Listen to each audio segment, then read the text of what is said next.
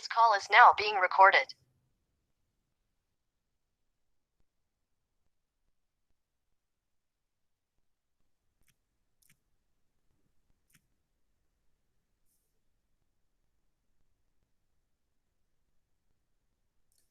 Oke, Assalamualaikum warahmatullahi wabarakatuh.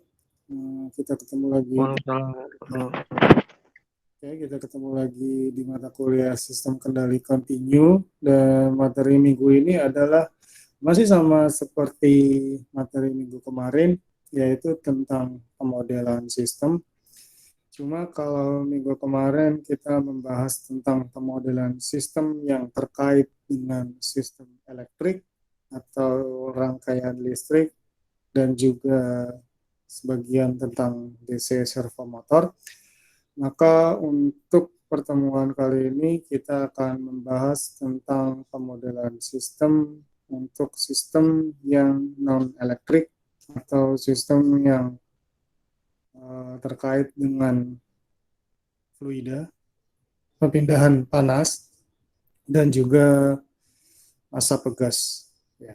Jadi sengaja saya bagi seperti itu untuk memudahkan kita dalam menganalisis sistem, karena sistem di dunia ini ada banyak dan semua ya bisa kita modelkan dengan pemodelan dan pendekatan tertentu, dan pendekatannya bisa menggunakan secara empiris atau percobaan atau secara fisis.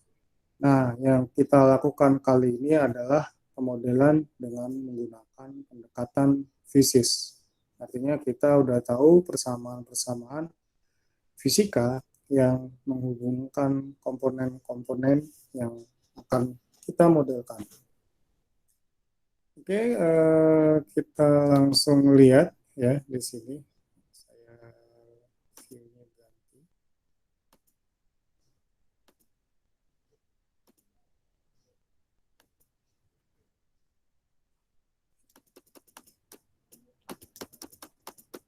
Oke, kita mulai dari massa pegas dulu ya. Dari massa pegas kemarin sebenarnya harusnya udah dibahas ya sebagian. Jadi kalau misalkan kita lihat di sini, untuk sistem massa pegas itu kita sama-sama tahu bahwa ketika kita menekan sebuah benda yang kita taruh pegas, maka ada beberapa gaya yang bekerja pada pegas tersebut. Ya, jadi nanti ketika saya tekan pegas ini dengan gaya P, maka akan ada perlawanan dari gaya pegasnya. Jadi di sini ada beberapa komponen. Yang pertama adalah gaya. Gaya itu gaya eksternal ya. Jadi itu melakukan penekanan. Lalu ada konstanta pegas, di mana kalau misalkan kita tekan massa dari benda tersebut ke bawah, maka akan muncul perlawanan. Ya, perlawanan itu otomatis berlawanan arah dengan arah penekanan gaya. Jadi kalau misalkan saya tekan ke bawah, maka akan ada perlawanan ke atas. Itu normal untuk sebuah pegas. Lalu ada M. M itu adalah massa dari benda ya yang digantungkan di bawah pegas. Lalu ada koefisien gesekan viskositas.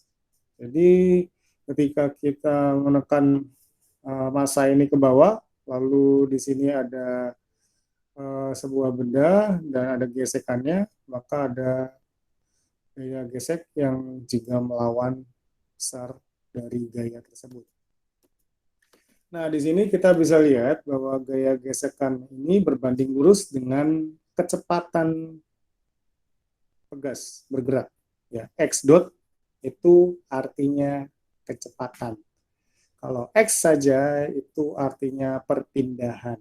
Ingat, di sini ada dotnya. Jadi ini bukan x, tapi kecepatan, perubahan x per satuan waktu.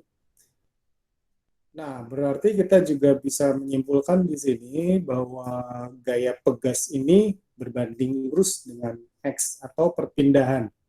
Dan sesuai dengan hukum Newton, massa dikali percepatan itu sama dengan sigma F atau sama dengan total gaya yang bekerja pada sistem ini. Nah, kita bisa melihat di sini, A itu adalah perubahan kecepatan persatuan waktu. A itu perubahan kecepatan persatuan waktu, dan kecepatan adalah perubahan posisi dari waktu. Jadi itu adalah turunan kedua dari posisi. Nah, jadi kita bisa lihat kalau posisi itu X, turunan pertamanya adalah dx per dt, dan turunan keduanya adalah d kuadrat X per dt kuadrat. Jadi A di sini itu sama dengan d kuadrat X per dt kuadrat. Nah, itu sama dengan sigma gaya. Ya, gaya yang bekerja di situ ada 3. Yang pertama adalah gaya tekan pegas itu yang eksternal, yang saya kasih P, yaitu misalkan ada orang menekan benda. Terus yang kedua adalah gaya pegas. Gaya pegas itu Kx, tapi kenapa min? Karena melawan besar gaya yang kita berikan. Jadi kalau gayanya ke bawah, maka gaya pegasnya ke atas, sehingga kita beri minus Kx.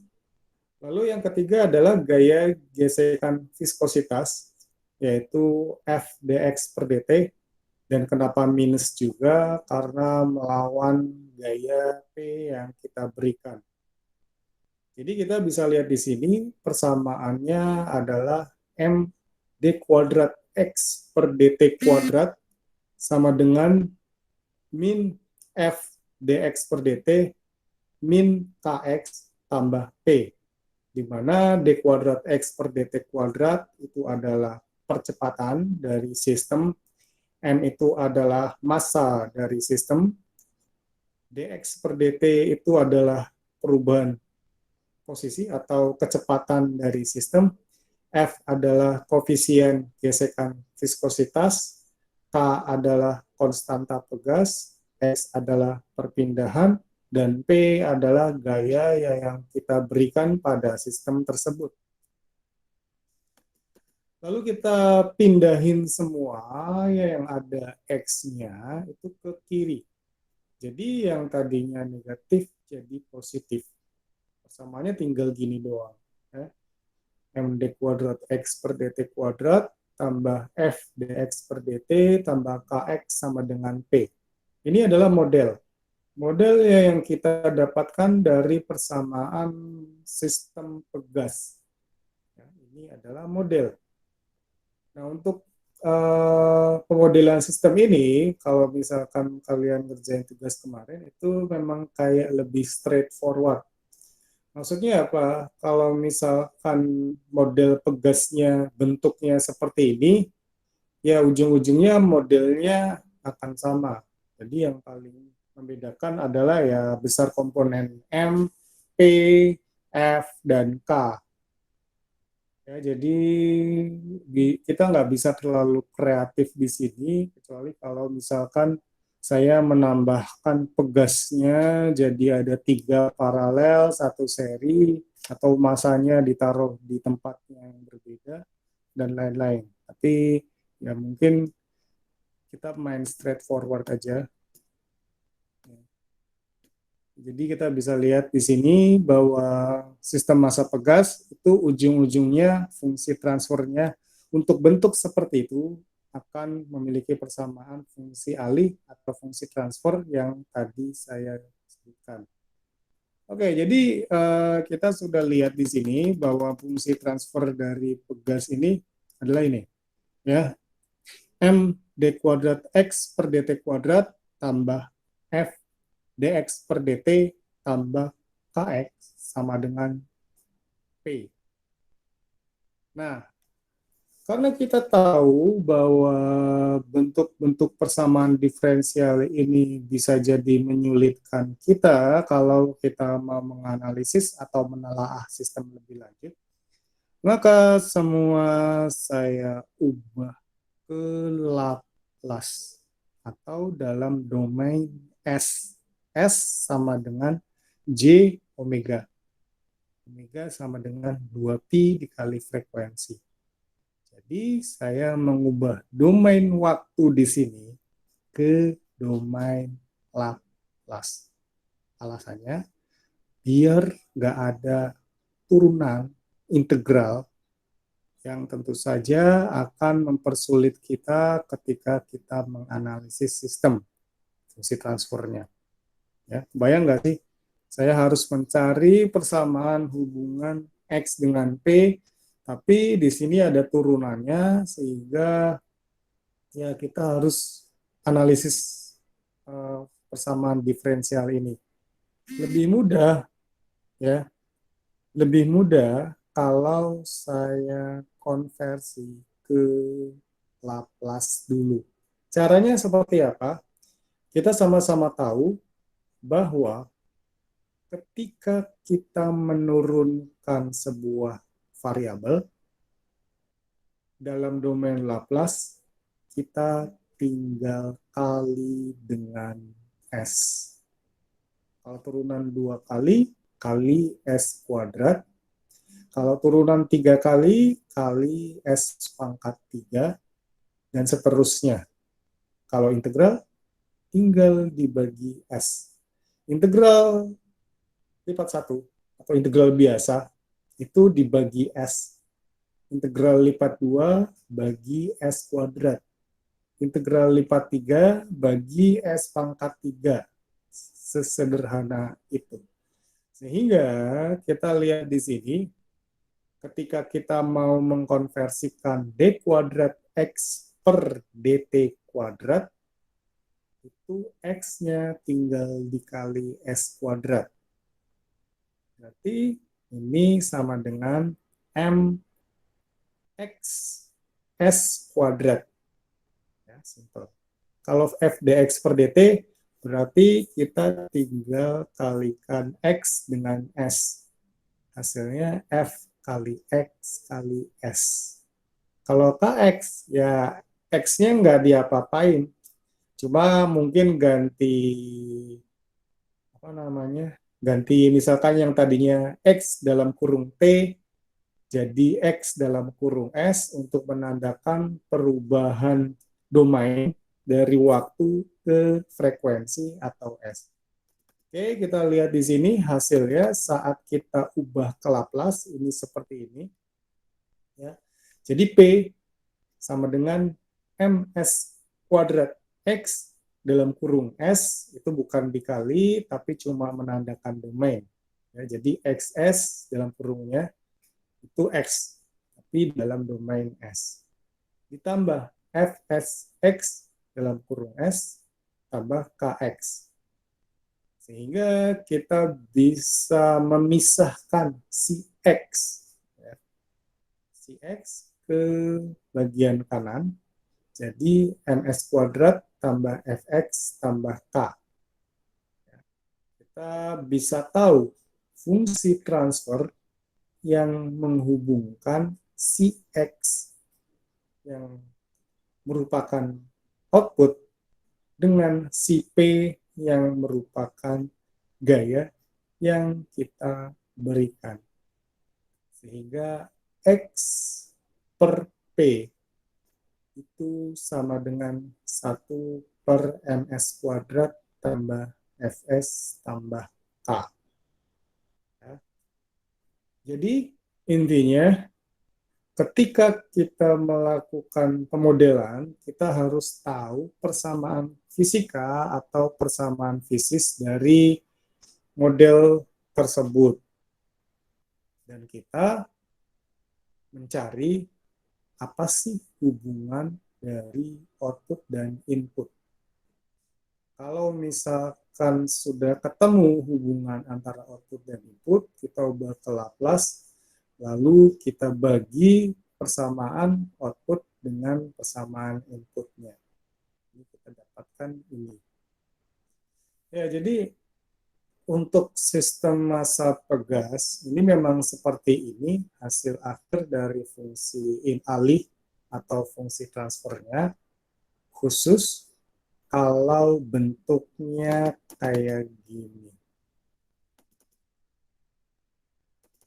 Memang bisa macam-macam, bisa aja. Kalau pegasnya saya kasih di bawah ini ada lagi, atau saya paralelkan, atau koefisien gesekannya ada 2, ya macam-macam. Tapi ya udahlah, kita ambil kasus contoh yang simple ini saja. Oke, kita lanjut ke pembahasan tentang sistem yang analog. Saya ingin menunjukkan di sini bahwa setiap fungsi transfer itu nggak unik. Bisa jadi dua buah sistemnya yang jauh berbeda itu punya fungsi transfer yang sama. Sama-sama 1/s² tambah 2s tambah 5 misalkan. Apakah 1/s² tambah 2s tambah 5 adalah fungsi transfer si pegas? Bisa jadi itu punyanya rangkaian listrik. Bisa jadi itu punya sistem fluida. Bisa jadi itu punya sistem termal. Ya. Jadi ketika kalian melihat sebuah pemodelan, lalu modelnya itu bentuknya angka-angka s², itu bisa berarti model itu untuk berbagai macam sistem yang berbeda. Artinya tidak ada kekhususan kalau misalkan rangkaian listrik modelnya akan seperti ini, kalau rangkaian servo modelnya akan seperti itu, dan lain-lain. Beberapa sistem bisa jadi punya model yang sama. Nah, ini yang dinamakan sistem analog. Contohnya di sini kita bisa lihat kalau misalkan untuk sistem mekanis, persamaan diferensialnya adalah md² x per dt kuadrat ditambah f dx per dt ditambah kx sama dengan p. Lalu kemarin kita juga udah lihat bahwa untuk persamaan diferensial sistem listrik itu adalah L dI per dt ditambah RI ditambah 1/C integral IDT sama dengan E, yang kalau misalkan kita buat dalam bentuk muatan listrik, ya, itu persamaannya menjadi L d² Q per dt kuadrat tambah R dQ per dt tambah 1/C Q itu sama dengan E. Sehingga kita bisa melihat fungsi analog di sini. Ya. Kenapa saya bilang fungsi analog? Kita bisa lihat analogi di sini untuk sistem massa pegas dan juga untuk sistem rangkaian listrik LRC yang dirangkai secara seri. Nah, kita bisa melihat dalam persamaan ini bahwa dua sistem itu punya bentuk yang identik dan ini disebut sistem yang sekias atau analog. Dan ini menepati posisi sama yang disebut besaran sekias. Jadi kita bisa melihat analoginya, gaya P itu mirip dengan tegangan E dalam satuan volt, massa M ya, itu mirip dengan induktansi L, koefisien gesekan viskositas F itu mirip dengan hambatan atau tahanan R, dan konstanta pegas itu mirip dengan kebalikan kapasitansi. Perpindahan itu ekivalen dengan muatan Q, dan kecepatan X dot itu ekivalen dengan arus. Ya, jadi kita bisa mengiaskan atau mengadalikan sebuah sistem mekanik menjadi sebuah sistem listrik. Fungsinya apa? Kalau misalkan saya mau melakukan simulasi, ya saya bisa menggunakan simulasi massa pegas tersebut menggunakan rangkaian listrik. Ya, tapi kalau zaman sekarang sih kita pakai software aja, kita bisa simulasikan di MATLAB, jadi ya itu bisa dilakukan tanpa harus merangkai hardware-nya. Ya. Tapi apa ya? Jadi nanti kalau misalkan pada waktu ujian itu saya ngasih modelnya udah pakai SS tadi, yang nggak usah heran ya, karena itu adalah representasi dari sistem yang mau kita kontrol. Modelnya memang melulu tentang S, S, S, dan lain, 1 per S kuadrat tambah 100 S tambah sejuta misalkan. Tapi itu bisa merepresentasikan sistem yang bermacam-macam. Oke, ini adalah sistem servo, mungkin saya singgung lagi. Jadi untuk sistem servo ini, ya kemarin sudah dibahas, tapi kita lihat lagi. Intinya di sini adalah dengan memberikan nilai tegangan EA, itu bisa menghasilkan putaran. Ya, kita bisa menghasilkan putaran seperti ini. Ini Jadi ini adalah persamaan pada rangkaiannya, dan ini adalah persamaan pada putarannya. Nah, kita bisa lihat di sini, ya ini kemarin saya sudah bahas. Nah, GS sama dengan theta per EA, itu sama dengan KM per S TMS tambah 1. Di mana KM itu sama dengan K per RAB tambah KKB, itu adalah konstanta penguatan motor, dan TM sama dengan RAJ tambah RAB tambah KKB, itu adalah konstanta waktu motor.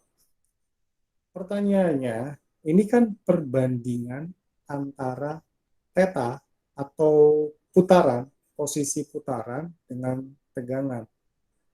Kalau saya ingin tahu perbandingan kecepatan dengan posisi, caranya gimana ya? Nah, kita harus lihat di sini ya. Ini posisi per tegangan. Posisi per tegangan sama dengan Km per S TMS tambah 1. Ya. Kalau kecepatan adalah turunan pertama dari posisi. Jadi kalau misalkan turunan itu berarti dalam domain Laplace kita kalikan dengan S. Ya. Turunan berarti dikali dengan S. Pertanyaannya, berarti theta di sini kita kalikan dengan S, hasilnya kecepatan. Oke, berarti kita udah ketemu. Oh, kalau misalkan saya ingin mencari perbandingan kecepatan pertegangan, berarti yang bagian atas ini tinggal saya kalikan S. Tapi karena di sini di bagian kiri ini dikali S, maka di bagian kanan juga dikali S. Maka hasilnya adalah untuk perbandingan kecepatan pertegangan itu sama dengan Km dikali S per S dalam kurung TMS tambah 1. S-nya kita coret, nanti hasilnya adalah Km per TMS tambah 1. Ya, Km per TMS tambah 1. Itu adalah fungsi alih atau fungsi transfer untuk kecepatan servo dibandingkan dengan tegangan servo. Ya, lebih mudah jadinya. Nah, untuk beberapa kasus ini dan nanti di sistem thermal dan juga sistem fluida, itu hasil akhirnya cuma persamaan dalam bentuk S. Tapi nanti kalau kita sudah belajar fungsi transien, kira-kira 2 minggu lagi, ya, kita akan memplot bagaimana hubungan antara waktu dengan output. Kenapa? Karena kita butuh tahu grafiknya. Ya, grafiknya akan seperti apa berdasarkan fungsi transfer yang sudah kita peroleh. Ya, berdasarkan fungsi transfer yang sudah kita peroleh.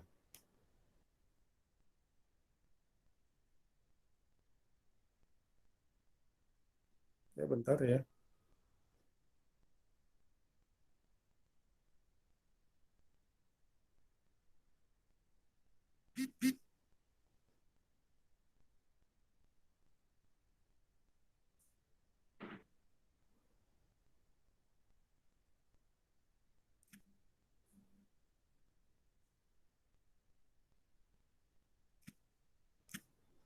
Oke. Nah, oke, jadi kita bisa lihat di sini nanti goalnya itu bukan sekedar persamaan fungsi transfer, tapi ngeploட் grafik. Jadi kita bisa tahu hubungan antara waktu dengan output. Ya, jadi ini belum berakhir di sini, tapi nanti saya akan balik lagi ke materi-materi terkait dengan fungsi pemodelan. Kalau misalkan sudah masuk ke analisis transien, baik untuk orde 1 ataupun orde 2. Oke, ya. Jadi mungkin apa namanya? Kita lanjut ke sistem fluida atau permukaan cairan.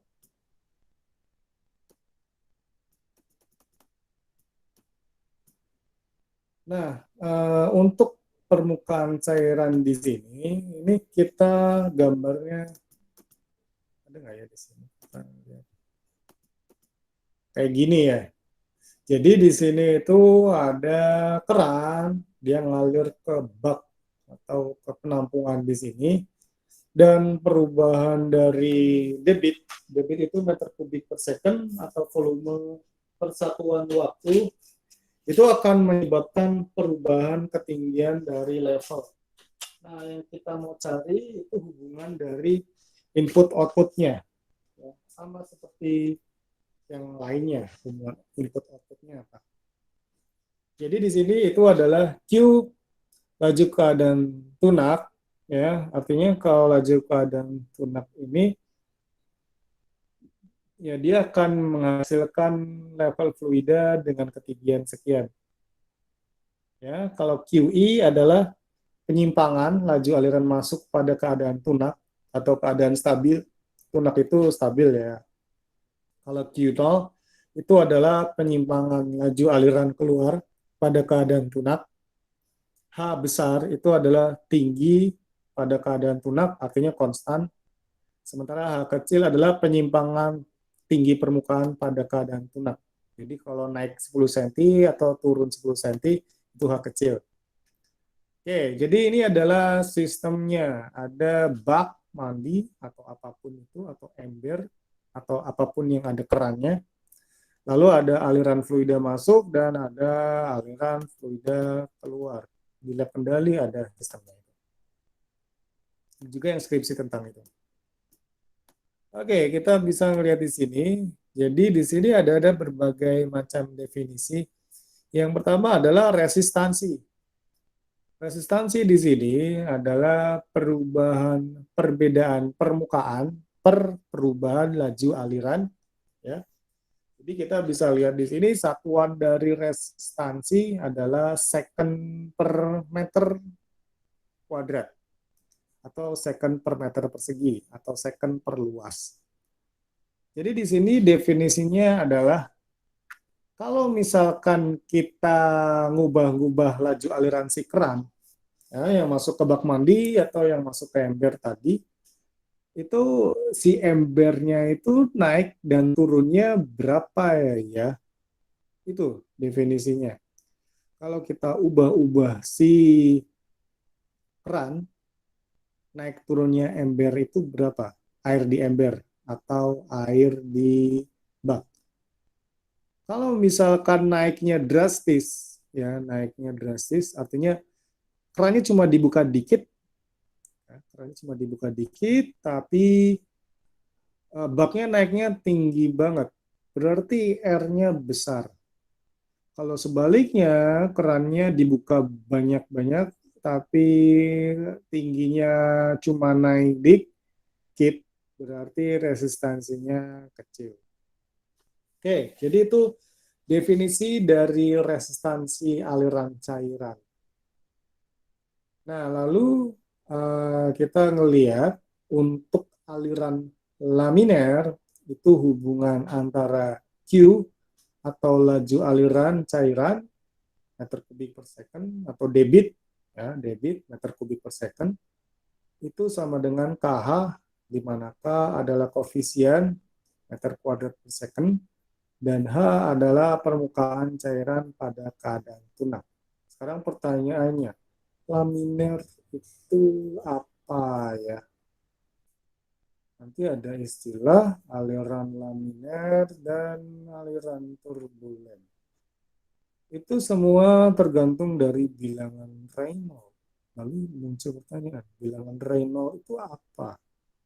Nah, kita harus tahu bahwa mungkin kalau definisi-definisi ini apa namanya definisi-definisi dari laminar dan turbulen itu sebenarnya gini gampangnya. Kalau misalkan kita buka keran, ya, kita buka keran, lalu bukaannya itu pelan-pelan saja, maka kita akan menemukan bahwa si air itu bagus. Artinya alirannya terdistribusi dengan baik, kayak nggak pecah-pecah, stabil, gimana ya, kayak yang halus gitu loh airnya. Itu laminer, itu aja. Jadi kalau kita buka keran, keluaran dari awal bukaan itu alirannya halus, ya, itu laminer. Kalau turbulen itu kalau misalkan kita buka lagi kerannya besar-besar, lalu aliran airnya berantakan kemana-mana, mencari kemana-mana, itu turbulen. Ya, itu definisi simpel dari turbulen dan laminar. Oke. Oke, kita balik lagi untuk persamaan Q pada aliran laminar itu sama dengan KH, ya. Dan resistansinya itu sama dengan H per Q. Ya, kita bisa lihat di sini, ini perubahan perbedaan permukaan dalam satuan meter ini itu H. Sementara perubahan laju aliran meter kubik per second itu Q atau debit. Jadi R itu sama dengan H per Q atau DH per DQ. Nah, kita bisa melihat bahwa resistansi aliran laminar itu konstan dan analog dengan resistansi listrik. Resistansi listrik. Tapi masalahnya kalau alirannya turbulen atau alirannya kacau tadi, ya, kalau kita buka keran besar-besar itu turbulen, ya, maka persamaannya menjadi Q adalah K per akar, Q sama dengan K dikali akar H. Nah, itu untuk aliran turbulen. Ya, jadi kita bisa lihat untuk resistansi turbulennya itu sama DH per DQ. Ya, sama DH per DQ, cuma bentuk Q-nya beda. Bentuk Q-nya beda untuk laminar dan turbulen, ya, untuk laminar dan turbulen. Untuk laminar dan turbulen, kita lihat itu sama dengan R-nya DH per DQ, tapi Q-nya beda. Sehingga DQ itu sama dengan K per 2 akar H DH. Ini dapat dari mana? Ya kita ngelihat aja. Kalau Q sama dengan K akar H, ya, maka ketika kita menurunkan DQ dengan terhadap H, maka H diturunkan, itu adalah H pangkat setengah, itu sama dengan setengah H pangkat min setengah. Jadi ini adalah sama dengan 1/2 akar H. Ya. Kita kan nurunin ini, misalkan saya turunin ini terhadap H. Ya. Berarti kan K dikali setengah per akar H. Ya. Karena turunan dari akar H sama dengan setengah kali H pangkat min setengah. Atau setengah per akar H. Oke, kita lanjut lagi. Jadi dH per dQ sama dengan 2 akar H per K sama dengan 2 akar H kali akar H per Q sama dengan 2H. Jadi resistansinya itu adalah 2H per Q.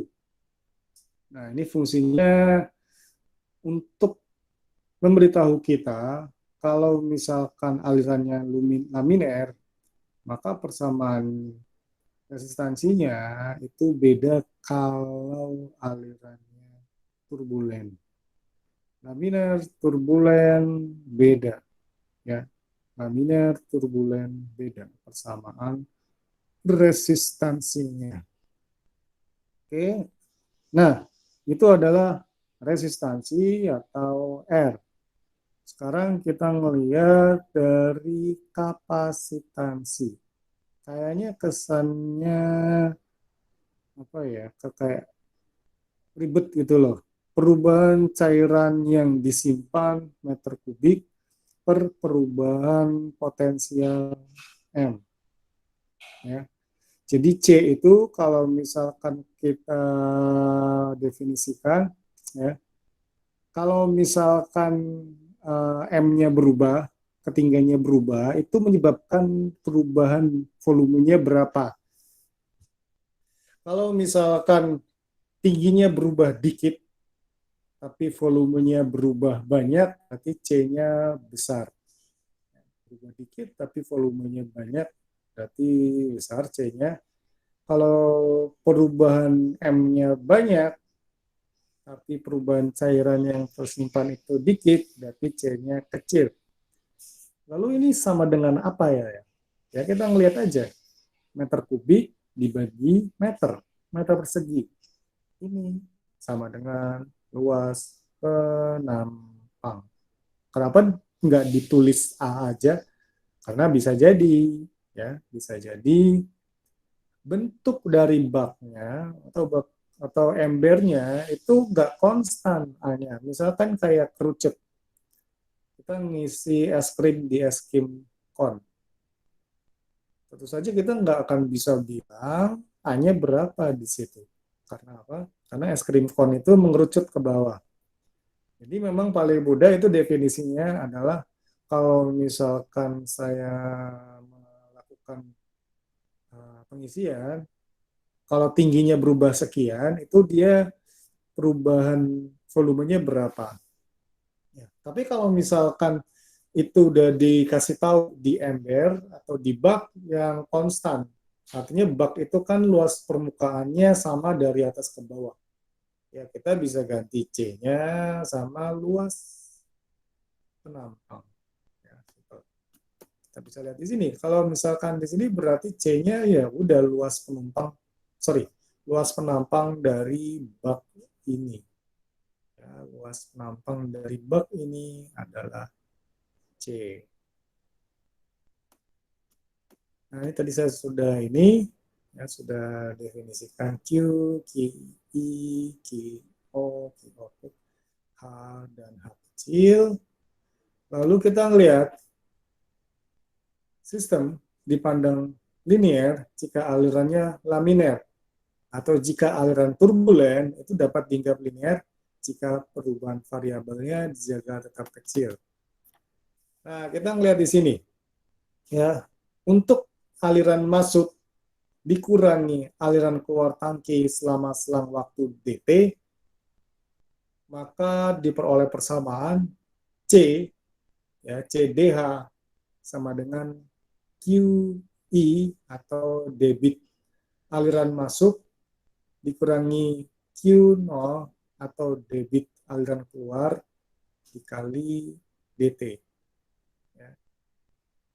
Atau simpelnya gini sih, kalau misalkan luas permukaannya sama. Volume itu kan A dikali H. Ya, volume itu adalah A dikali H. Itu sama dengan debit yang masuk debit yang masuk ya itu kan dalam satuan waktu dikurangi debit yang keluar dikali selang waktunya ya. Jadi simpelnya gitu. Kalau kita ngasih aliran air sekian itu volume airnya berapa ya, kita bisa melihat dari ini. Nah, kita bisa lihat definisi resistansinya Q0 sama dengan H per R.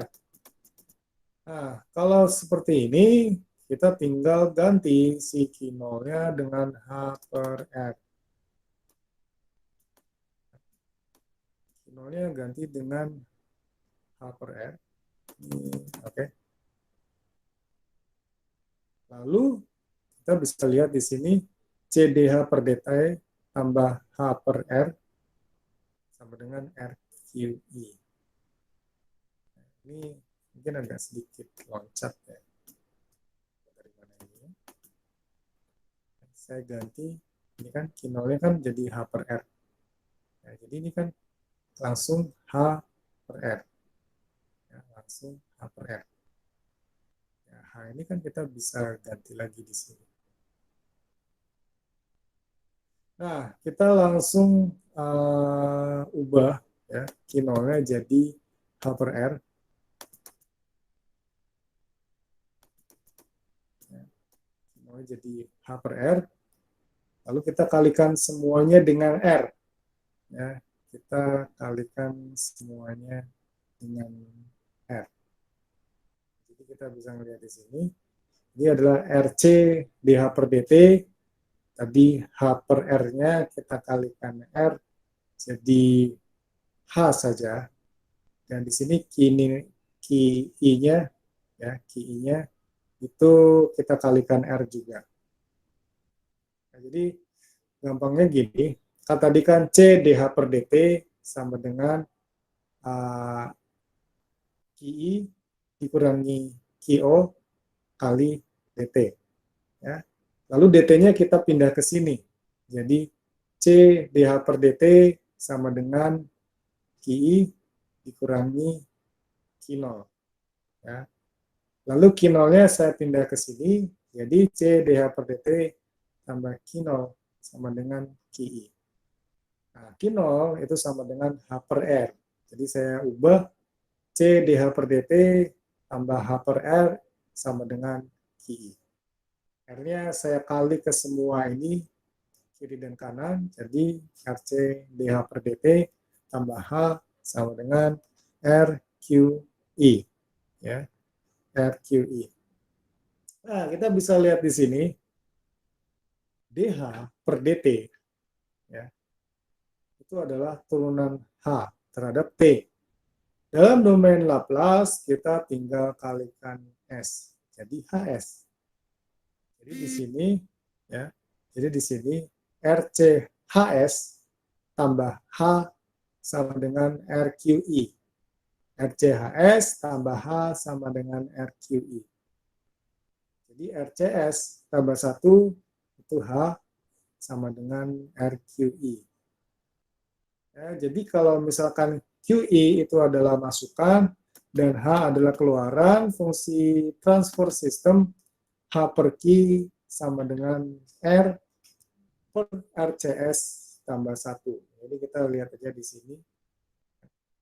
H per QI sama dengan R per RCS tambah 1. Nah, tapi kita tinggal perhatikan C itu adalah apa dan R-nya itu adalah apa. Nah, di sini kita membandingkan berapa sih perubahan ketinggiannya kalau kita kasih debit sekian. Perubahan ketinggian kalau kita kasih debit sekian.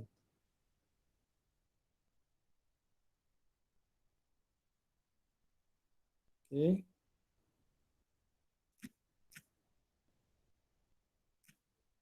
Oke, nah itu. Kalau misalkan, ya, kalau misalkan saya mau mencari fungsi transfernya, hubungan antara Q0 dan QI, dan kita tahu bahwa H sama dengan, ya kita ngeliat lagi di sini, itu hubungannya ada dengan Q0. Q0 sama dengan H per, di sini, Q0 sama dengan H per R, ya. Maka kita bisa melihat di sini Q0 H per R, jadi ini dibagi R, ini dibagi R, jadi Q0 per QI itu sama dengan 1 per RCS tambah 1. Menggunakan Q0 sama dengan 1 per R dikali H.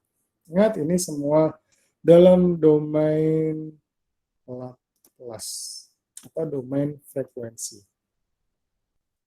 Ya, itu adalah sistem fluida. Nanti kita masuk ke sistem termal. Jadi kita bisa ngelihat mirip-mirip semuanya. Ada istilah resistansi, kapasitansi, dan lain-lain. Yang agak beda sedikit adalah DC Servo. Tapi pada waktu kita analisis juga, hasil akhirnya mirip-mirip. Ada S-nya, tinggal lihat ordernya 1 atau 2. Artinya S-nya kuadrat atau enggak.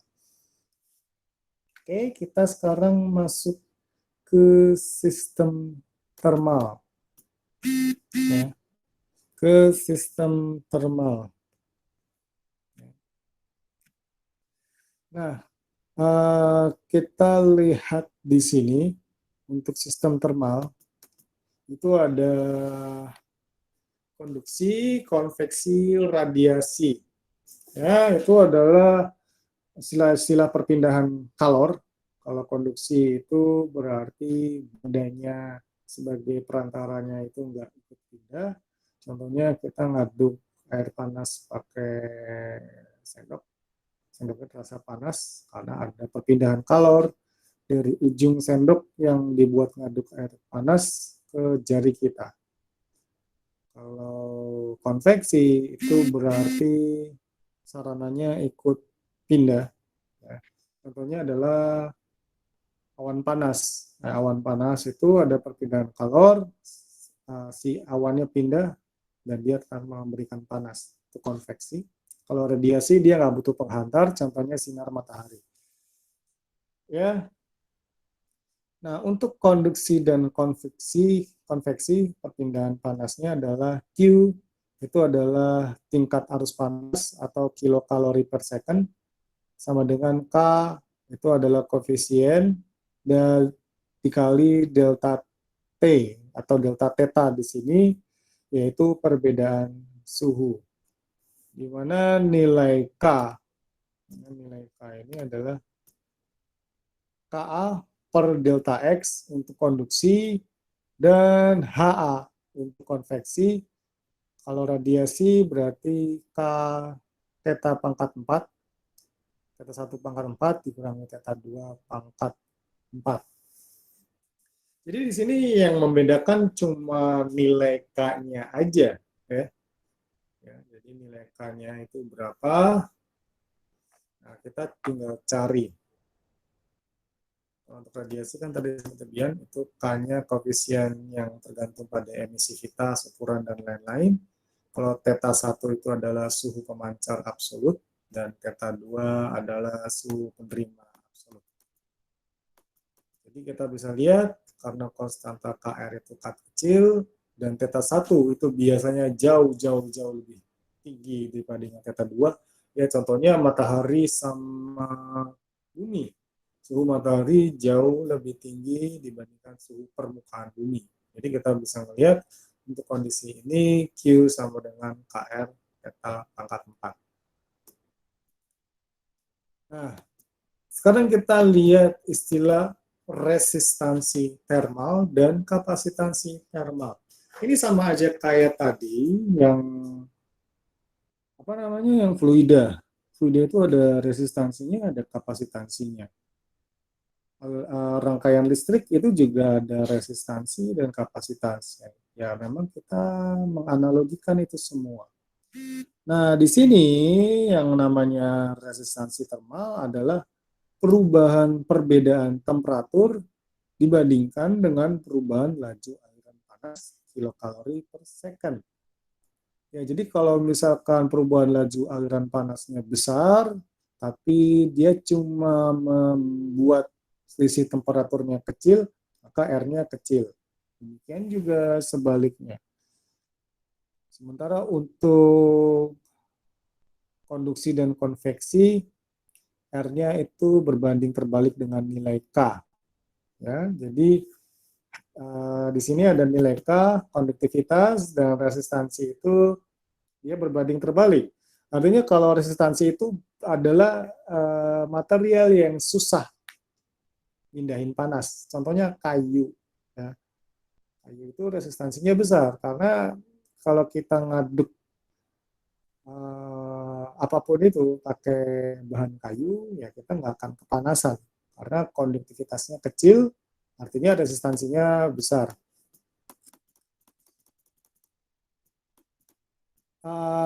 Oke, kalau misalkan untuk radiasi, R-nya itu adalah d theta per dq sama dengan 1/4 K theta pangkat 3.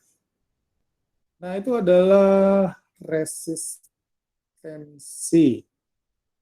Sekarang kita lihat kapasitansi. Ya, kapasitansi adalah perubahan panas yang disimpan dalam satuan kilokalori. Ya, kilokalori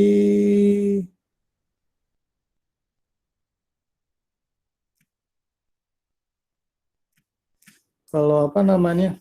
Kalau kilokalori perubahan panas yang disimpan per perubahan temperatur derajat Celcius, ya. Maka kita bisa lihat C sama dengan WCP, ya. Dengan W itu adalah berat bahan atau massa bahan yang ditinjau, satuannya kilogram, dan CP itu adalah spesifik kalor spesifik dari bahannya, kilokalori per kilogram derajat Celcius. Ya. Jadi mirip-mirip ya, semuanya ada R, ada C. Nah, kita ngelihat gambar 47 di bawah, jadi ada sistem gini nih.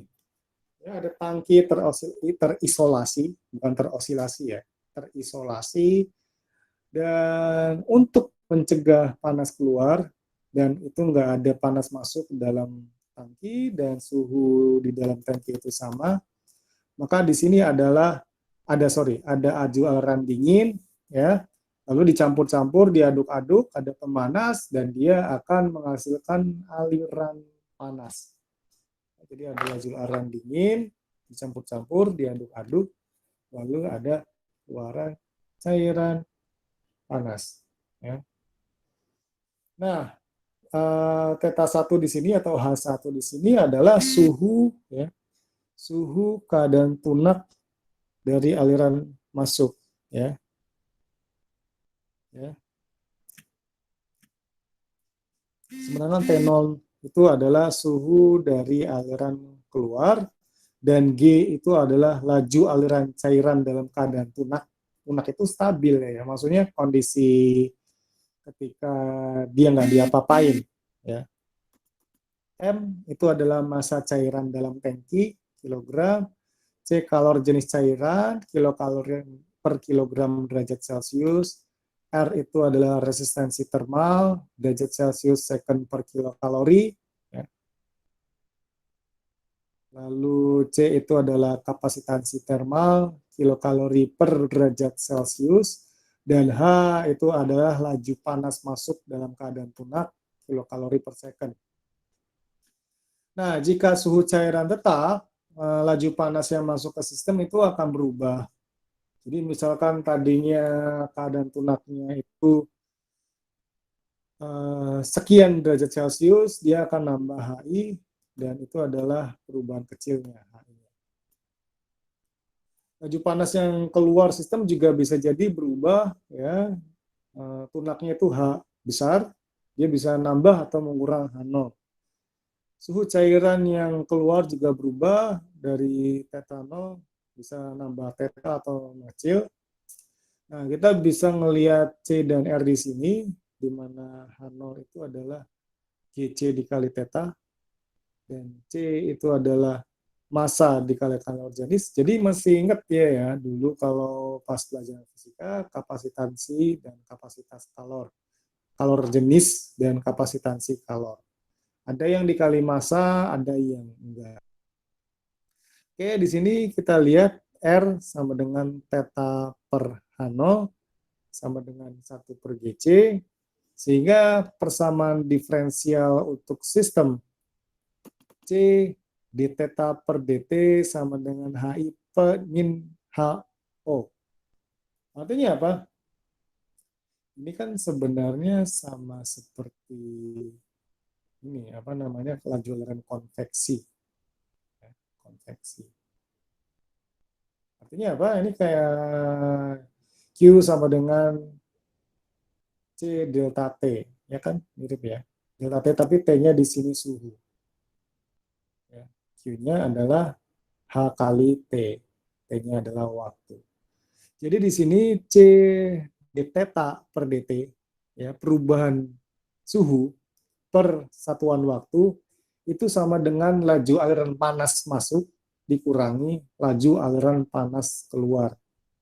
Ya, kecepatan panas ya, bukan kecepatan fluida. Kita kalikan semuanya dengan R, ya, RC d theta per dt ditambah H0, di mana H0 itu adalah GC theta. Ini berarti ditambah theta, itu sama dengan RHI. Nah, kita bisa lihat di sini fungsi alih yang menghubungkan theta, perubahan suhu, ya, dengan HI, laju aliran panas, itu sama dengan R per RCS tambah 1. Kenapa bisa gini? Ya, kita tinggal lihat aja di sini. Ini kan tetanya jadi theta S kalau misalkan kita ubah ke Laplace. Jadi RC theta dikali S. Jadi RCS tambah theta. RCS theta tambah theta. RCS tambah 1 dalam kurung dikali theta. Sama dengan RHI. Jadi theta per HI, kita tinggal pindahin aja RCS tambah satunya ke kanan. Jadi 1 per RCS tambah 1 dikali R. Ya, ini masalah aljabar biasa. Nah, di dalam prakteknya, suhu cairan yang masuk itu bisa berubah-ubah atau ya, fluktuasi. Fluktuatif, dia nggak sestabil ini. Jadi jika aliran cairan yang masuk itu diubah dari theta input menjadi theta I tambah theta, maka sementara laju panas-panas dari masukan H dijaga tetap, maka laju panas keluar juga berubah dari H plus plus, ya, di sini bisa jadi dia turun kalau misalkan alirannya turun HO. Dan suhu aliran keluar itu akan berubah dari HO menjadi HO tambah theta. Jadi persamaan diferensialnya RC d theta per dt tambah theta sama dengan theta I. Jadi fungsi alih yang menghubungkan theta dan theta I itu sama dengan 1 per RCS tambah 1. Ya, di sini theta itu adalah suhu. Kenapa enggak T? Takut ketukar sama waktu. Kalau H itu adalah laju aliran. Jadi ingat, kita harus hati-hati dengan definisi-definisi di sini. Ya, laju aliran panas itu beda dengan kecepatan debit aliran. Ya, jadi dari materi-materi ini kita bisa melihat bahwa untuk fungsi transfer system yang berbeda-beda itu hasilnya mirip-mirip, ya, mirip-mirip semua. Kita bisa melihat dari sini untuk massa pegas, ya, massa pegas itu kan beda jauh dengan rangkaian listrik, tapi bentuk fungsi persamaan fungsi transfernya kan gini ya. Mana tadi ya?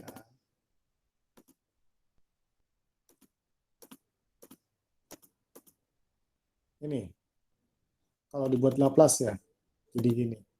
Ini massa pegas, 1 per ms kuadrat tambah fs tambah k, kalau bentuknya gitu.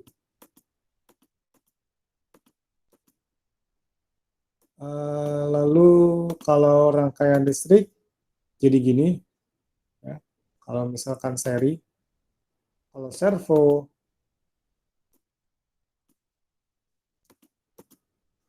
ini ya, km per STMS tambah 1. Ya. Ya agak beda dikit sih dibanding yang lain. Tapi untuk fluida, ya, untuk fluida dan thermal kita ngelihat. Ini Q0 PQ ini QI sama dengan 1 per RCS tambah 1. Ya, untuk thermal juga mirip sama ya. 1 per RCS tambah 1 juga. Cuma definisi R sama C-nya di sini agak beda. Tapi dia analoginya mirip. Jadi untuk sistem yang bentuknya begini, ya, untuk massa tugas, untuk fluida, ataupun untuk aliran kalor, itu fungsi transfernya mirip, ya, fungsi transfernya mirip. Cuma untuk massa pegas tadi ordernya 2, kalau misalkan fluida sama kalor ini ordernya 1 dan sama-sama ada R sama C. Tapi di sini pengertian R sama C-nya itu beda. Jadi resistansi thermal dengan resistansi fluida itu beda. Kapasitansi thermal dengan kapasitansi fluida itu beda. Oke, ini materi untuk hari ini. Tugasnya sudah ada di LMS. Ada pertanyaan?